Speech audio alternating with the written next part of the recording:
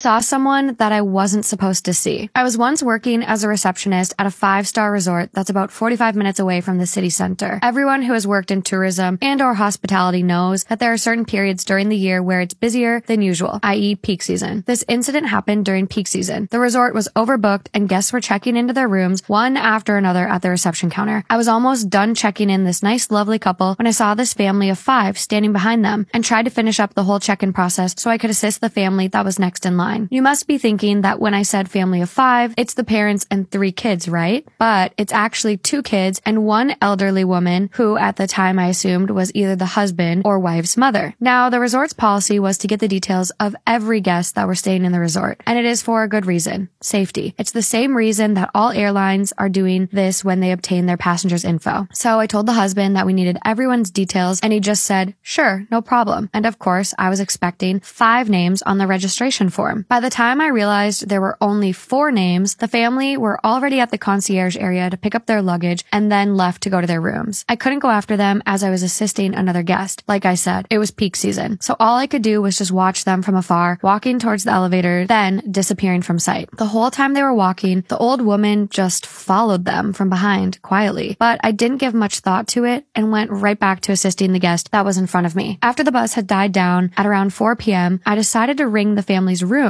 to inform them that they were missing details. The husband came down to the reception alone, and I told him I needed his/his wife's mother's info. This man just stood there, stared at me for what felt like a minute, and said, "It's only my wife and I and our 2 kids." Me, being confused, obviously said, "But sir, I saw there were 5 of you." At this point, I thought he was lying to avoid paying for a 3rd-person charge for one of the rooms. They got 2 rooms, and one room only has amenities for 2 people. Same goes for the buffet breakfast that's included. He took another minute and asked me what did this elderly woman look like, to which I explained that she had gray hair and it was short, like a bob haircut. I also told him that she was wearing this red Chongzam shirt. Right as I told him that, he quickly took out his phone, frantically scrolled for a few seconds, and showed me a picture of the same woman in the same clothes lying in a closed coffin that had a clear glass cover so you could still look inside. I just nodded slightly and he said that it's his mother. She died unexpectedly a few months ago. I was, to no surprise, too shocked to say anything at this point, but somehow managed to mutter the words, "I'm so sorry for your loss, sir, and I am so sorry about this." He just said it was okay, gave me a small smile, then left without saying anything. When they checked out 2 days later, we just pretended like the whole thing never happened. Luckily enough, the elderly woman was not there. Still get goosebumps just thinking about it till this day. Oh my God. That's so crazy. Cannot imagine seeing a ghost that is so clear, so present, so there that you just think it's another person. Yeah.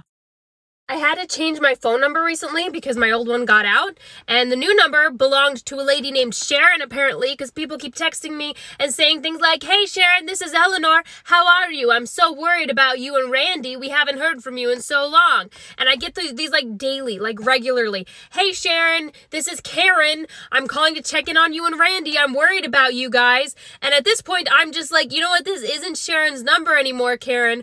But if you do get a hold of her, could you please let me know that she's okay? Because I'm worried about her at this point. I keep getting calls from Mexico for no reason, and I got a 2-minute voicemail the other day of just like rustling noises from Mexico. I got another text from somebody saying, "Hey Sharon, if you come back to work for us, we would increase your pay to $122K a year. How do you feel about that?" And I was like, listen, this isn't Sharon, but I'll take the job. I just want to know if she's okay at this point. My husband won't stop texting his coworker and doesn't even bother hiding it from me anymore. Disclaimer, this is not my story time instead of me on Instagram. My husband got a new job about a year ago. He finally started earning a lot of money and he really loves his job. I'm a substitute teacher, so at the time we were really broke. We were desperate for one of us to get a better job. A few weeks after he started his new job, his boss threw a party so that we could all get to know each other. And this is when I met Karen. Karen right away came up to me and tried to make me feel like she was my best friend. She started talking to me about really personal stuff right away. In other words, she was trying to let me know that I could trust her because she was telling me her deepest, darkest secrets. But I don't fall for that kind of shit easily. As the barbecue went on, I kept noticing that she would talk to my husband a lot. And my husband would reciprocate. If he was at the bar, she was at the bar. If she was trying to grab food, he was trying to grab food. I called my husband out on it and he told me that they were really close friends at work. And that she was basically his work wife. I told him he needed to stop that real quick. Otherwise, I would move in with my parents. For the rest of the barbecue, he behaved like a little lamb. Only 2 weeks later, I find messages between them. Part 2 is up. Husband won't stop texting his coworker and doesn't even bother hiding it from me anymore. Disclaimer is not always story time, it's not me on Instagram. 2 weeks later, I find messages from Karen on his phone. At that point, I had completely forgotten about Karen. My husband and I try to do date nights every single week. On this one occasion, we sit down at a restaurant, and his phone kept going off, pinging almost every single minute. He wouldn't turn off the sound. 7th time it rang, I decided to pick up the phone only to silence it. I mean, at this point, I have no reason to not trust him. But when I take a quick glance at the messages, it said work wife. My blood instantly began to boil. That's when he tried to take the phone from me, but I pulled it back. Open the messages and see that they were having a conversation about me and him going to dinner, and how jealous she was that she couldn't come with him. Mind you, we're sitting in the middle of a restaurant. That's when my husband says, go ahead and read it, I don't give a shit. I look at him and I couldn't recognize him. Like, I literally could not recognize his face. He looked like a different man. He was no longer the considerate, loving husband. He was now just some other guy texting another girl. As I read through the messages, the tears started flowing down my face, and I made a scene. I told him he needed to stop texting her. Then he says, no, I like her. Why would I stop? My husband won't stop texting his coworker and doesn't even bother to hide it from me. Disclaimer is not my story time, it's me on Instagram. That's when he told me that he liked her and why would he stop texting her. I actually had to sit there at the restaurant and explain to my 30-year-old husband why it was inappropriate for him to be texting his work wife. He said they were doing nothing wrong by texting each other. That's when I told him that if he didn't stop texting her, that he could forget about me. He said that there was nothing wrong with him having friends. I told him that friends shouldn't tell each other that they're jealous if they're going out with their wife. And he explained that it was just banter. She loves playing at being jealous. Ew. Then he said this, would you rather me hide the messages from you? My stomach sank. This man clearly does not understand that what he's doing is wrong. We've never had a problem like this before. We've been married 3 years and this has never been a thing. I got up from the restaurant and took an Uber home. Do you think he chased me? No. It wouldn't be another 4 hours until he got home. I asked him where he'd been and he told me that he was just chilling at the restaurant. For 4 hours? I asked him once again if he would stop texting her and he said no. That again, they were not doing anything wrong. But their messages were like boyfriend and girlfriend messages. Things like, what do you want for lunch this week? I miss you. I'm jealous that you're going to dinner with your wife. After he said no, I packed my overnight bag and I went to his parents' house. My parents live 2 hours from me. I told his parents everything and they went over to talk to him right away. And they were pissed. His dad even threatened him to take him out of his will. His parents have my back and told me that I could stay with them. But instead, I went home to my parents. I also just found out that Karen has a boyfriend. Should I tell her man? Or should I just divorce my husband and forget the whole thing? Whatevs. Am I the asshole for telling my sister to stop taking showers with her husband in my house? My female 32, sister 28, and her husband 32 male moved in with us 2 days ago. They lost their apartment to medical debts for their child, and my husband and I are more than happy to have them stay for a few weeks. However, yesterday at 7 p.m., I was in the kitchen when my husband rushed in and said he saw both my sister and her husband walk out of the bathroom. So they'd most likely taken a shower together.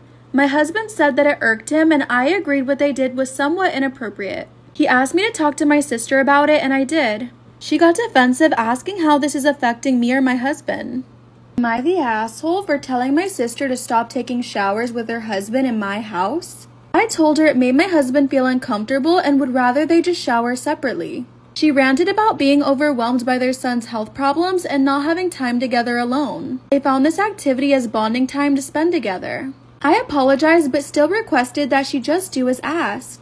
She got mad and said I was being inconsiderate and said she didn't understand my husband's hang-up and what her and her husband do. We argued and she stormed off to the guest room. She's not speaking to me, but my husband said I did the right thing by speaking to her and setting this boundary.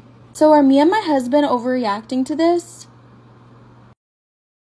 My boyfriend has a fetish which may seem a bit weird to some. I know some girls are into this, but here the role is reversed. In the bedroom, he really likes to act like a little boy and call me mommy. For example, when going down on me, he might say something like, "Mommy tastes funny down there, but it's okay because I love my mommy." Or after he climaxes, "Thank you, mommy. I'm so happy. I love you." I mean, you get the idea. At the beginning, when he first opened up to me about this sort of thing, I found it really off-putting and even considered breaking it off because of it, but I know that it's important to him and I actually kind of enjoy playing the part, to be honest.